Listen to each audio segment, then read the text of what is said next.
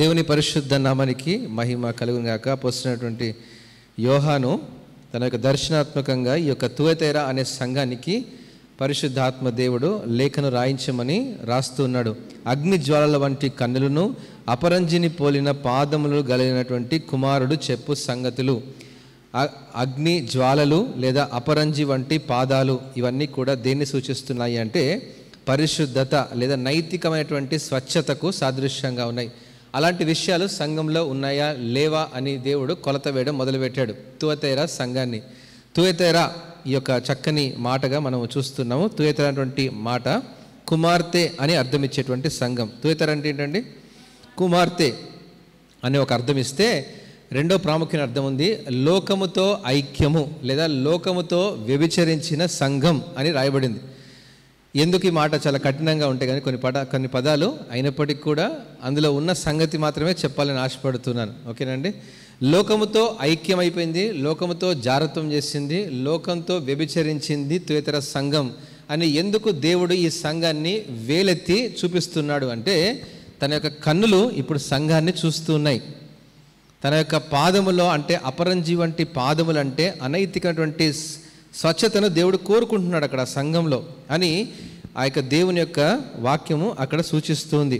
అంటే ఒకవేళ దేవుని యొక్క విషయంలో అనైతికత ఆ సంఘంలో ఉంటే, పాపం గనక ఆ సంఘంలో ఉన్నట్లయితే, పాపం గనక ఆ సంఘాన్ని ప్రభావితం చేస్తే సంఘము, కుటుంబము, వ్యక్తిగత జీవితము దేవుడు దాన్ని సహించడు అనేటువంటి విషయము తుయతైరా సంఘానికి రాయబడింది. అందుకే ఈ సంఘం ఏం చేసింది అంటే ఎందుకు దేవుడు దాన్ని ఒకసారి వేలెత్తి చూపిస్తున్నాడు అంటే ఆ సంఘం లోకముతో స్నేహం చేసింది. లోకముతో స్నేహం అనే మాట చాలా చిన్నగా ఉంటుంది కానీ లోకముతో జారత్వము చేసింది, వ్యభిచరించింది ఆ సంఘం. ఈ మాట కొంచెం కఠినంగా ఉన్నప్పటికీ దయచేసి అర్థం చేసుకోవడానికి ప్రయత్నించండి. నేను అందుకే లిమిటెడ్ సీట్స్ ఎందుకు చెప్పాను అంటే అందరికీ ఈ బోధన అర్థము కాదు. ఎవరికైతే వాక్యం తెలుసో వారికే ఈ విషయాలు లోతుగా అర్థమవుతాయి. కాబట్టి కొంతమందినే దీనికి ఆహ్వానించాము, పిలువబడినటువంటి వారు, ఆశ్రయించబడిన వారు. దేవునికి స్తోత్రం. హల్లెలూయా, హల్లెలూయా. నీ క్రియలు, నీ ప్రేమను, నీ విశ్వాసము, నీ పరిచర్య, నీ సహనమును నేను ఎరుగుదును. ఎంత చక్కగా రాయబడి అంటే దేవునికి మన యొక్క జీవితంలో ఉన్న ప్రతిదీ తెలుసు. తెలుసా? ప్రతిదీ తెలుసు. నువ్వు నించున్నా, కూర్చున్నా, పడుకున్నా, లేచినా, నువ్వు చీకట్లో ఉన్నా, వెలుగులో ఉన్నా, ఎక్కడున్నా కూడా నీ వ్యక్తిగత జీవితం తెలుసు, నీ కుటుంబ జీవితం తెలుసు, నీ రక్షణ జీవితం తెలుసు, నీ అనుభవం తెలుసు, నీ పరిచర్య తెలుసు, సంఘంలో నువ్వు ఉన్నటువంటి క్రమము, నీ విశ్వాసము, నీ సంఘ జీవితము, నీ సంఘం ఏ రీతిగా వాక్యం వివరిస్తుందో, సంఘం యొక్క నడిపింపు ఎలా ఉందో, ఏ వాక్యం చేత సంఘం కట్టబడుతుందో, ఏ విశ్వాసులు సంఘంలో ఉన్నారో వారి యొక్క ప్రతి ఒక్క పేరు, నీ తల వెంట్రుకల సైతం లెక్క కూడా. హల్లెలూయా. అంతటి లెక్క దేవుని దగ్గర ఉంది. ఇప్పుడు ఒక్కసారి లెక్క ఓపెన్ చేశాడు అనుకోండి, ఇక లెక్క మామూలుగా ఉండదు. చూడండి ఇప్పుడు ఎక్కడికుందో. నీ మొదటి క్రియల కన్నా నీ కడపటి క్రియలు మరీ ఎక్కువైనవి. ఎంత అద్భుతంగా ఉందంటే సంఘము ఒక రేంజ్కి వెళ్ళిపోయింది. సంఘం అద్భుతమైనటువంటి అనుభవాలు ఈ సంఘంలో ఉన్నాయి. ఈ తుయతైరా అనేటువంటి సంఘము అపోస్తల కార్యములు 16వ అధ్యాయంలో ఈ తుయతైరా సంఘం గురించి ప్రస్తావించబడింది. అపోస్తల కార్యములు 16వ అధ్యాయము 14వ వచనంలో తుయతైరా అనే పట్టణంలో ఉన్న సంఘము. తుయతైరా అనే పట్టణంలో మనందరికీ బాగా తెలిసినటువంటి స్త్రీ లుదియా ఊదారంగు వ్యాపారం చేసుకుంటూ వచ్చినటువంటి డబ్బుతో దేవుని పరిచర్యను వెచ్చిస్తూ అనేకులను క్రీస్తు నడిపించినటువంటి గొప్ప మిషనరీ, అధ్యక్షురాలు, సంఘ నాయకురాలు లేదా సంఘంలో ఒక విశ్వాసి అయినటువంటి లుదియా. ఎంత చక్కని మాట కదండి లుదియా. మంచి పేరు, అందరూ చాలామంది పెట్టుకుంటారు కదండి లుదియా. ఉన్నారు ఎవరైనా లుదియా మన దగ్గర? ఎవరు లేరా? దేవుని స్తోత్రం. పర్వాలేదు. అయితే ఆ దినాల్లో లుదియా ఒక మిషనరీ పరిచర్య చేసి అనేకులను క్రీస్తు నడిపించింది కాబట్టి ఆ స్త్రీతో ఆ సంఘం బలపరచబడింది. ఒక విశ్వాసిగా ఆ స్త్రీ సంఘాన్ని అభివృద్ధి చేసింది, అనేకులను క్రీస్తు వైపు నడిపించింది. అయితే ప్రాముఖ్యంగా ఈ యొక్క తుయతైరా పట్టణంలో ఆ యొక్క లుదియా బాప్తిస్వం పొంది తన యొక్క జీవితాన్ని, తన ఇంటి వారు కూడా క్రీస్తు పరిచర్యలో వారు పాలు పంపులు కలిగి ఉన్నారు అని అపోస్తల కార్యంలో మనము గమనించగలం. అయితే ఈ సంఘము అనేక సంఘాలుగా విస్తరించబడుతున్నప్పుడు, సంఘం అభివృద్ధి చెందుతున్నప్పుడు ఆ సంఘం యొక్క క్రియలు, ఆ సంఘం యొక్క ప్రేమ, సంఘంలో విశ్వాసులు, వారిలో ఉన్నటువంటి పరిచర్య, వారిలో ఉన్న సహనము దేవునికి సమస్తముగా తేటపరచబడి దేవుడు దాన్ని చూస్తున్నప్పుడు అంటా ఉన్నాడు, సంఘం ప్రారంభించిన దినాల కంటే సంఘం రాను రాను దినదినము అభివృద్ధి చెందుతుందంట. దేంట్లో అభివృద్ధి చెందింది? క్రియల విషయంలో, ప్రేమ విషయంలో, విశ్వాస విషయంలో, పరిచర్య విషయంలో, సహనం విషయంలో అంతకంతకు ఆధిక్యతను పొందుకుంది ఆ సంఘం. అంటే ప్రారంభించిన దినాలు ఎంత బలంగా ఉన్నాయి కదా ఈ సంఘానికి. అంటే ప్రారంభించినటువంటి దర్శనం ఎలా ఉంది కదా. అపోస్తలుడైన పౌలు అంటాడు, ఓ అగ్రిప్పరాజా, నా యొక్క దర్శనము నువ్వు తెలుసుకుంటావా అని తన దర్శనాన్ని వివరిస్తాడు. అపోస్తలుడైన పౌలుకో దర్శనం కలిగింది, అన్యజనులకు సువార్తను ప్రకటించాలి. పేతురుకో దర్శనం ఉంది, ఏంటిది? యూదులను క్రీస్తు వైపుకు నడిపించాలని. ఎవరికి దేవుడిచ్చినటువంటి తలాంతుల్ని బట్టి, శక్తిని బట్టి, సామర్థ్యాన్ని బట్టి దర్శనం. అన్నిటికంటే ప్రాముఖ్యమైనది దర్శనం, విజన్. దర్శనాలు చూసేటువంటి అనుభవం దేవుడు అంత్య దినాల్లో యవన బిడ్డలకు ఇస్తాడంట. ప్రియమైనటువంటి యవన బిడ్డలారా, దేవుని యొక్క దర్శనాలు చూసేటువంటి అనుభవాన్ని మనం పొందుకోవాలి. అలాంటి అనుభవాలు దేవుడు నీతో మాట్లాడతాడు, పరిచర్య సాధనాలుగా వాడుకుంటాడు దేవుడు. మా యొక్క 3-4 తరాల నుంచి దేవుని సేవ చేస్తూనే ఉన్నారు. వారు చేస్తున్నారని నేను దేవుని సేవ చేయట్లేదు. నాకంటూ ఒక దర్శనం ఉంది, నేను ఆ దర్శనాన్ని పొందుకున్నాను కాబట్టే అనేక ప్రాంతాలకు వెళ్ళి స్వార్థను ప్రకటించడం మొదలుపెట్టాను.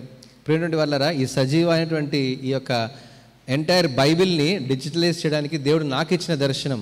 నేను సండే స్కూల్లో ఉన్నప్పుడు మా టీచర్ చెప్పారు, బైబిల్ దొరకని రోజులు వస్తాయని. ఆ మాట చెప్పినప్పుడు ఒక బైబిల్ని కొనేసి ఇక్కడ దాచిపెడితే రాబోయే రోజులు దాన్ని జిరాక్స్ చేసి పంచితే పని అయిపోద్ది అనుకున్నాను. అంటే దాని అర్థము అప్పుడు నాకు తెలియలేదు, తర్వాత తెలిసింది ఏంటిది? వాక్యం దొరకని రోజులు రాబోతున్నాయి, అనగా నిజమైన వాక్యం దొరకదు, అలాంటి దినాలు రాబోతున్నాయి అని విషయం నేను గ్రహించినప్పుడు బైబిల్ని అనేక ప్రాంతాలకు తీసుకుని వెళ్ళాలని ఈ ప్రయత్నం చేసిన ఈరోజు సజీవాహినిగా అనేకులను క్రీస్తు వైపు నడిపించేటువంటి ఒక సాధనగా అది వాడబడుతుంది. క్రైస్తవులకు అనేటువంటి విషయం నేను చేయలేదు, కానీ క్రైస్తవేతరులు దేవుని వాక్యాన్ని చదవడానికి వాక్యం వారు అందుబాటులో ఉండాలని సజీవాహిని యొక్క ముఖ్య ఉద్దేశం. అయితే అనేక మంది సేవకులకు కూడా కావాల్సినటువంటి పరికరాలు అందులో జతపరచబడ్డాయి. ఈ యొక్క వెబ్సైట్లో, యాప్లో కానీ వాటందరూ వాడుకుంటున్నారు. దేవునికి మాత్రమే మహిమ కలుగును గాక. అయితే ఈ యొక్క అనుభవాలు ఎందుకు నేను జ్ఞాపకం చేస్తున్నాను అంటే, మన విశ్వాస జీవితంలో ఏ దర్శనం చేత సంఘం మనం కట్టబడుతున్నామో, ఏ యొక్క అనుభవాలతో సంఘం ప్రారంభమైందో, 1-2-3 సంఘాన్ని స్థాపించి అది సంఘముగా, సంఘాలుగా అనేక మందిని క్రీస్తు వైపు నడిపించేటువంటి సామర్థ్యముగా ఒక పునాదిగా దేవుడు దాన్ని నిలబెట్టుకుంటాడు. ప్రారంభ దినాలు ఎలా ఉంటాయండి? కష్టము, బాధ, శ్రమ ఇవన్నీ ఉంటూనే ఉంటాయి. ధనము లేని పరిస్థితి, కొన్నిసార్లు అవకాశాలు లేని పరిస్థితి, కానుకలకు కూడా రానటువంటి సంఘాలు ఈరోజు ఎన్నో ఉన్నాయి. అయితే అలాంటి సంఘంలో కూడా నమ్మకముగా జీవించింది యొక్క సంఘం తుయతైరా సంఘం. అందుకే అంటున్నాడు, మొదటి క్రియల కన్నా కడపటి క్రియలు మరీ ఎక్కువగా ఉన్నాయి. అంటే రాను రాను చాలా అద్భుతంగా సంఘం మరి అనుభవాల గుండా అడుగులు ముందుకు వేస్తుంది అనే సంగతిని మనం ఇక్కడ చూస్తున్నాం. అయితే కొంచెం ముందుకు వెళ్దామండి. అయినను ఏంటండి, ఇంత మంచి సంఘాన్ని కష్టపడి తీసుకొని వస్తే కూడా దేవుడు మరలా ఏం చేస్తున్నాడు? అయినను అంటాడు. అయినను అనేసరికి చాలా కష్టమైపోద్ది కదండి. నీకు 99 మార్కులు వచ్చాయి, బాగానే ఉంది, కానీ ఒక్క మార్కు రాలేదన్నారు అనుకోండి, అప్పుడు ఏమంటారు స్టూడెంట్స్? ఏమంటారు? 99 వచ్చింది, మీరు చూడట్లేదా కదండి, ఎవరైనా అంటారు కదా. ఒక 10 కూరలు వండింది అనుకోండి ఒక సిస్టర్, అమ్మ ఒక కూర అందులో ఉప్పు తక్కువైంది అన్నాం అనుకోండి, అప్పుడు ఏమంటుంది? అరే ఇన్ని కూరలు చేశాయని దాన్ని పొగడేది లేదా, ఇది ఒక్కటేనా అని మీకు అర్థం అవడం కోసం చెప్తున్నాను. ఇక్కడ కూరలు ఇంపార్టెంట్ కాదు, కానీ మన ఆలోచన ఎలా ఉంటాయంటే, మనం చేసినటువంటి కష్టము, మనం పడినటువంటి బాధ, ఇవన్నీ కూడా అనుకుంటాము ఒక చిన్న పొరపాటు చేస్తే పర్లేదులే, ఇవన్నిటిని చూసి దేవుడు ఇది క్షమిస్తాడేమో అనుకుంటావేమో. కాదు, దేవుడు క్షమించాడు. 100కి 100 మార్కులు రావాల్సిందే సంఘానికి, అంతే. దాంట్లో ఒక చిన్న విషయం కూడా కొరత ఉంది, లోటుపాట్లు అంటే దాన్ని సరి చేసుకోమని దేవుడు వాక్యం చేత అవకాశం ఇస్తూనే ఉన్నాడు. అది వ్యక్తిగత జీవితమైన, కుటుంబ జీవితమైన, సంఘమైన. సంఘ క్రమాలలో ఒక క్రమం తప్పినా కూడా, 10 ఆజ్ఞలో ఒక ఆజ్ఞ తప్పినా సరే ఇది తప్పినట్టే, అంతే. అన్నీ నేను పాటిస్తున్నానండి, ఇది ఒక్కటే లేండి అంటే దేవుడు అట్లా క్షమించేటువంటి వాడు కాదు. దేవుని యొక్క కొలతలోనికి వచ్చినప్పుడు ఆయన కొలత పరిమాణంలో ఇంత తక్కువైనా కూడా దేవుడు అంటాడు అయినను అంటాడు. ఏమంటాడు?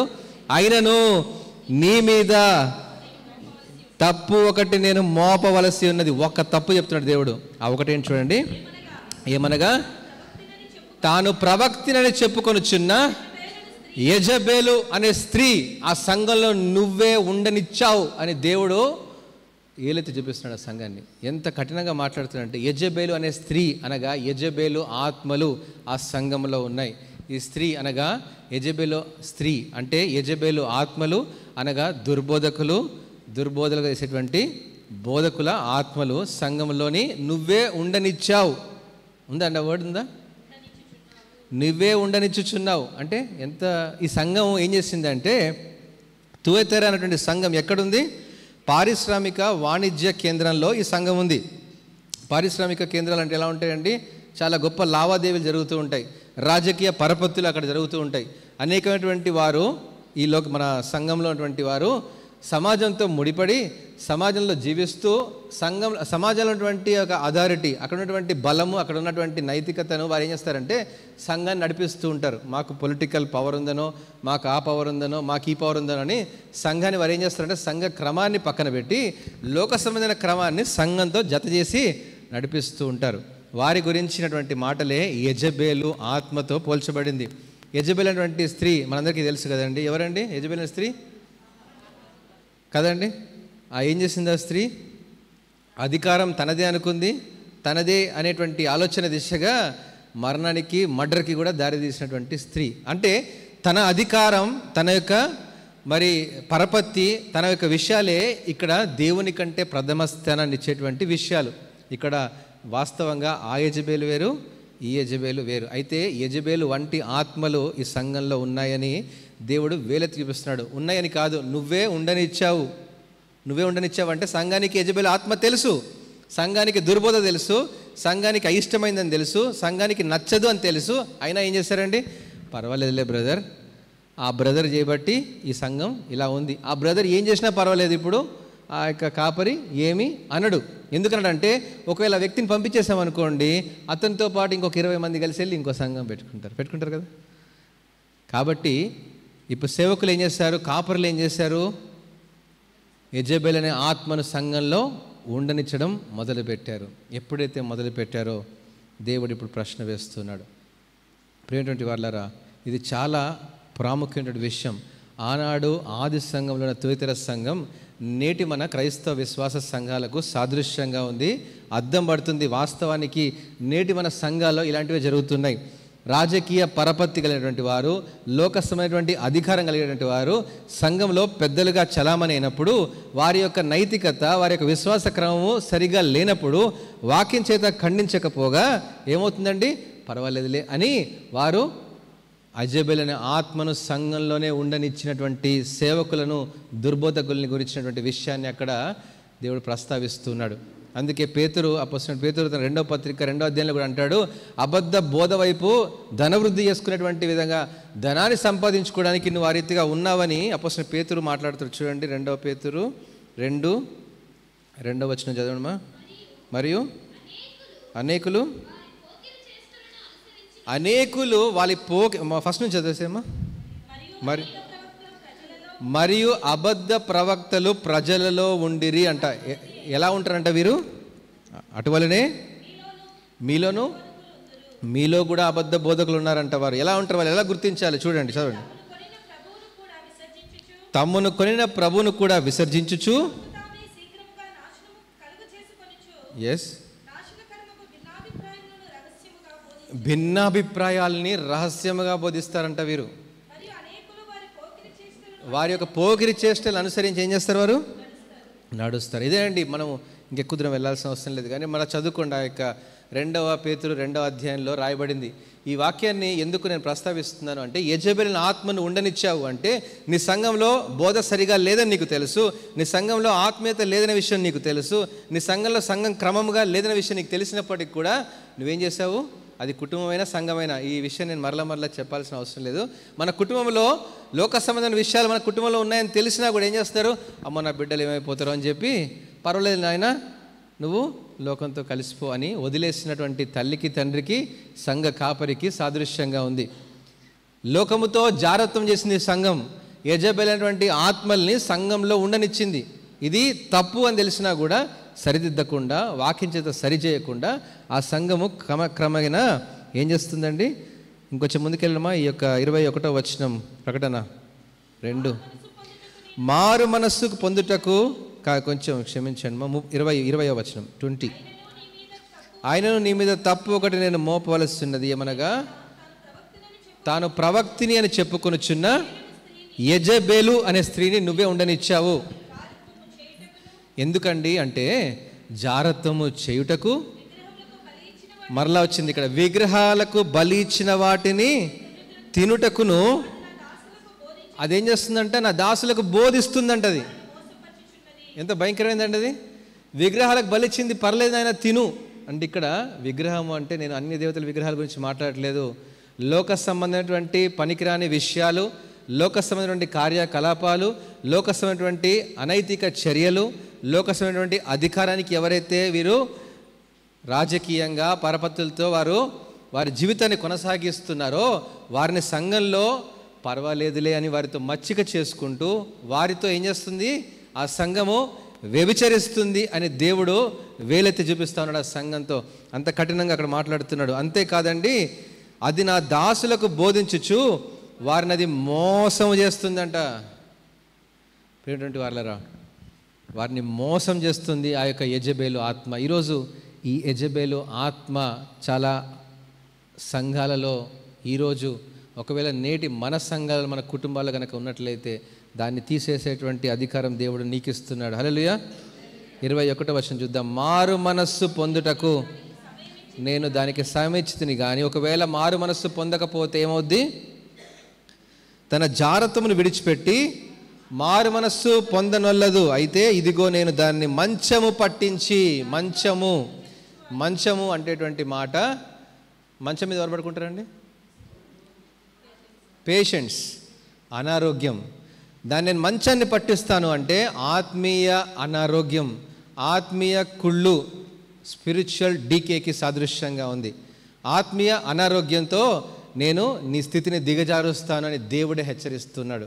వారు దిగజారిపోతారు కాదు, దేవుడే వారిని ఆత్మీయ కుళ్ళుకు పట్టిస్తాడు. అంటే ఆత్మీయత అనేది వారి జీవితంలో ఇంకా ఉండదు అని అర్థం. అంటే ఆత్మ లేని జీవితముగా, ఆత్మీయ నడిపింపు లేని జీవితాలుగా వారి జీవితాలు విచ్ఛిన్నమైపోతాయి. అంతేకాదండి, తన యొక్క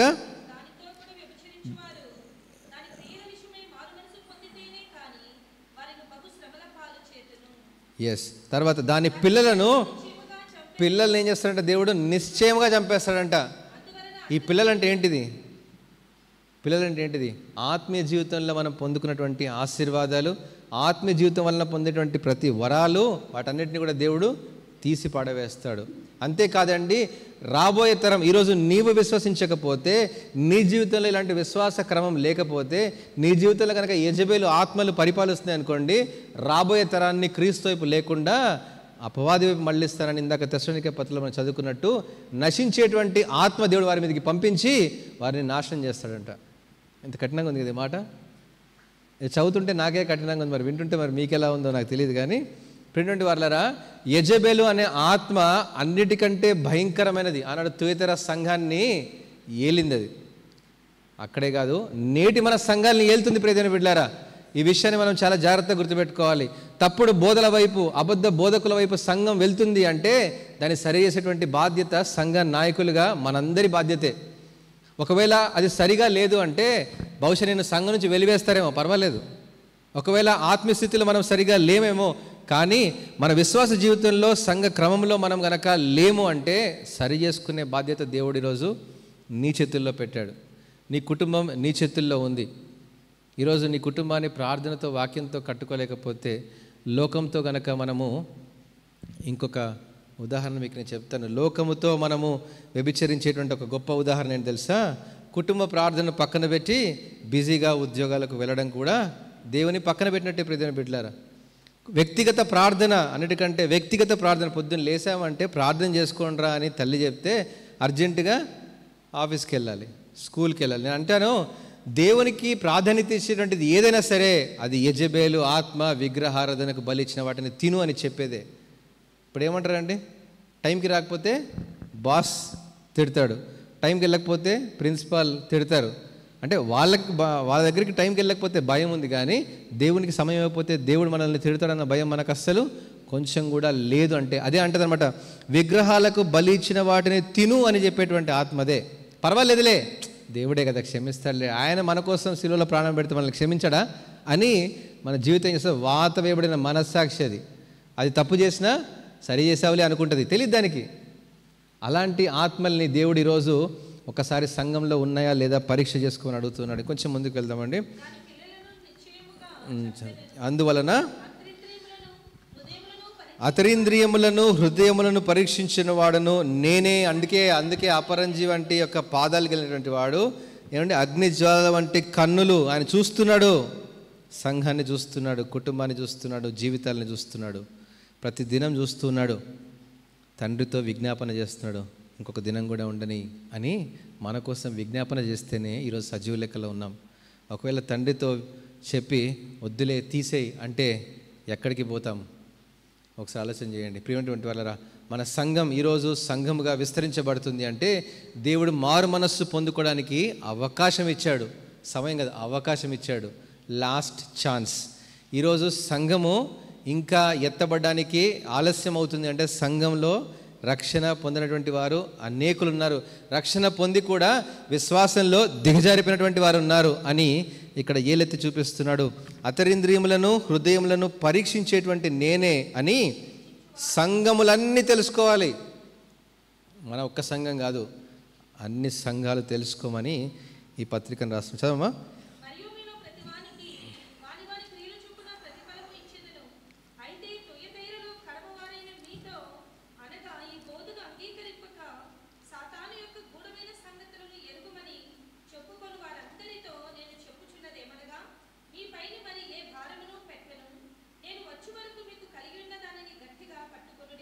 నేను వచ్చు వరకు మీకు కలిగి ఉన్న దానిని గట్టిగా పట్టుకోండి, ఎందుకంటే సాతాను యొక్క గూఢమైనటువంటి సంగతులను అంగీకరింపక కొందరున్నారంట. వారి గురించే ఈ లేఖను రాస్తున్నాడు. లేని వారిని సరి చేసుకోమన్నాడు, ఉన్నవారిని ఏదైతే పొందుకున్నావో, ఏం పొందుకున్నాం? రక్షణ, విశ్వాసం, ఈ అనుభవాలు, పరిచర్య, క్రియలు, ప్రేమ, ఇవన్నీ ఏం చేయాలి? ఎప్పటిదాకా ఉండాలంట? ఎప్పటిదాకా పట్టుకోవాలి? అంతవరకు పట్టుకోవాలి, గట్టిగా పట్టుకోవాలంట. ఎందుకు గట్టిగా పట్టుకోవాలి? ఎవడైనా దీన్ని అపహరిస్తాడేమో, ఎక్కడైనా దీన్ని చేజారుస్తామేమో, ఎక్కడైనా దీన్ని మనము వదిలిపెట్టుకొని దిగజారిపోతామేమో. దేవుడు గట్టిగా పట్టుకోమన్నాడు దాన్ని, అంత గట్టిగా పట్టుకోవాలి దాన్ని. మన విశ్వాసం, మన రక్షణ గట్టిగా పట్టుకున్నప్పుడే మనం క్రీస్తు యొక్క అనుభవాల్లోనికి ముందుగా వెళ్తాం. నేను నా తండ్రి వలన అధికారము పొందినట్టు జయించుచు అంతం వరకు నా క్రియలు, నా అంతం వరకు, ఈ మాట చాలా ఇంపార్టెంట్ అండి. అంతం వరకు నా క్రియలను జాగ్రత్తగా చేయవని. జాగ్రత్తగా, ఎంత చక్కగా రాబడింది పదము, జాగ్రత్తగా చేయాలి. పరిచర్య జాగ్రత్తగా చేయాలి. దేవుని యొక్క సంఘంలో మనకిచ్చిన సండే స్కూల్ పరిచర్య నుంచి సంఘ పరిచర్య వరకు ఏ పరిచర్య ఇచ్చినా కూడా ఆషామాషిగా, అలవాటుగా, జ్ఞానంతో కాదు, కానీ జాగ్రత్తగా చేయాలి. జాగ్రత్తగా చేసినటువంటి వారికే ఒక ప్రతిఫలాన్ని, దేవుడిచ్చే జీతాన్ని పొందుకుంటారు. పరలోక రాజ్యము జీతాలు ఇచ్చే కంపెనీ. మనం వాడికి వెళ్తే వాని క్రియల చొప్పున వానికి జీతము దేవుడిస్తాడు. ఆ జీతం పొందుకునే అర్హత పొందుకోవాలంటే భూమి మీద మనము క్రియల్ని జాగ్రత్తగా చేయాలి. సండే స్కూల్ పరిచర్య అంటే అది చాలా ఆశమాష అనుకుంటున్నారేమో, స్త్రీల పరిచర్య అంటే అంత ఈజీ అనుకుంటున్నారేమో, సంఘ పరిచర్య అంటే అనుభవంతో చేసేది కాదు, ఆత్మ నడిపింపుతో చేయాలి. ఏడాత్మల సంపూర్ణతతో చేయాలి పరిచర్య. ఆ సంపూర్ణతలో ఉన్నప్పుడే అసంపూర్ణతతో కాదు, సంపూర్ణతలో పరిచర్య చేయాలి. హల్లెలూయా. ప్రతి ఒక్కరికి బహుశా ఏదో ఒక పరిచర్య దేవుడు మీకు ఇస్తాడు. చిన్న సంఘం, పెద్ద సంఘం, లేదా చిన్న కుటుంబం, లేదా ప్రార్థించేటువంటి అనుభవం, వరం, లేదా అనేకులను చిన్న బిడ్డల్ని క్రీస్తు నడిపించడమో, యవన బిడ్డల్ని నడిపించడమో, ఏదో ఒక పరిచర్యలో ఇక్కడ ఉన్నటువంటి వారు ఎక్కడో చోట ఉన్నారు. అయితే మన సంఘం ఎంత ఉన్నప్పటికీ కూడా అందులో నమ్మకంగా చేయాలి, జాగ్రత్తగా చేయాలి. నీకు ఇచ్చిన కొలత పరిమాణంలో దాన్ని నువ్వు అప్పజెప్పేవాడిగా చేయాలి. నీకు 5 ఆత్మలు దేవుడు ఇస్తే 5 ఆత్మల్ని సంపూర్ణంగా క్రీస్తు వరకు నడిపించాలి. నీకు 5,000 మందిని దేవుడు ఆత్మల్ని ఇస్తే 5,000 మందిని పరిపూర్ణంగా నడిపించేటువంటి సామర్థ్యం కావాలి. అలాంటి అనుభవాలు ఉన్నప్పుడే దేవుడు ఏమిస్తాడో చూడండి. తండ్రి వల్ల పొందుకున్నటువంటి అధికారంతో ఏం చేస్తాడు? అతడు ఇనుప దండముతో వారిని ఏలుతాడని, వారు కుమ్మరివాని పాత్ర వలె పగలగొట్టబడతారు. కుమ్మరివాని పాత్ర ఒకసారి పగిలిందంటే మరలా జత చేయబడదు. అంటే ఇక దేవుడు ఒక శాసనాన్ని విధించాడు అంటే ఆ శాసనము తీర్పుగా పరిగణించబడుతుంది అనేటువంటి మాటగా, ఇనుప దండము అంటే చాలా కఠినంగా ఉంటుంది ఆయన యొక్క అధికారము అనేటువంటి విషయానికి సాదృశ్యంగా ఉంది. మరియు అతనికి వేకువ చుక్క అనగా యేసుక్రీస్తు ప్రభువారే వారికి దేవుడుగా రాజుగా ఉంటాడు. వేకువ చుక్క అనగా యేసుక్రీస్తు ప్రభువారే ఉంటాడని సంఘములతో ఆత్మ చెప్పుచున్న మాట చెవి గలవాడు వినుగాక. ప్రియమైన బిడ్డలారా, తుయతెర సంఘానికి ఎంత బలమైనటువంటి మాటలు ఇక్కడ చూస్తున్నాం కదా మనము. విశ్వాసం, ప్రేమ విషయంలో అది ప్రశంసించబడినప్పటికీ, క్రియల విషయంలో, పరిచర్య విషయంలో ప్రశంసలు పొందుకున్నప్పటికీ కూడా ఈ సంఘము ఏమైందండి? యెజబేలు ఆత్మల్ని సంఘములో ఉండనిచ్చింది కాబట్టి దేవుడు దాన్ని సహించట్లేదు. పాపము అనేది సంఘములో ప్రవేశించింది అంటే ఆ పాపాన్ని దేవుడు తరిమి కొట్టేదాకా దేవుడు నిద్రపోడు. తన వాక్యం చేత దాన్ని సరిచేయమని మారు మనస్సు పొందడానికి అవకాశం ఇచ్చాడు. ఈ మారు మనస్సు పొందడమే వాక్యం చేత సరి చేసుకోండి రా బాబు అని దేవుడు ఒక అవకాశం ఇస్తున్నాడు. ఈరోజు సంఘాలందరితో అనేకమైనటువంటి మంచి వర్తమానాలు చెప్పేటువంటి బోధకులు ఉన్నారు, అబద్ధ బోధలు చేసేటువంటి బోధకులు ఉన్నారు. అయితే మనం ఎవరిని అనుసరిస్తున్నాము, దేని అనుసరిస్తున్నాము? బోధకుడినా, బోధించే వాక్యాన్న, దానిపైన దృష్టిని కేంద్రీకరించాలి. వాక్యము మన జీవితాన్ని ప్రభావితం చేయాలి. వాక్యం మన జీవితాన్ని ప్రక్షాళన చేయాలి. వాక్యమే మన జీవితంలో హీరో. హల్లెలూయా. వాక్యమే మన జీవితంలో ఉన్నతమైన స్థానంలో పెట్టుకోగలిగితేనే వాక్యంలో ఎవరు బోధించినా, నేను బోధించినా, ఇంకెవరు బోధించినా అది వాక్యానుసారమైనదా అని గ్రహించేటువంటి వివేచన శక్తి, డిజర్నింగ్ స్పిరిట్ మనలో ఉండాలి. ఆ వివేచన శక్తి మనలో ఉన్నప్పుడే మనము వాక్యము అనేటువంటి ఆ పునాది మీద కట్టబడతాం. హల్లెలూయా.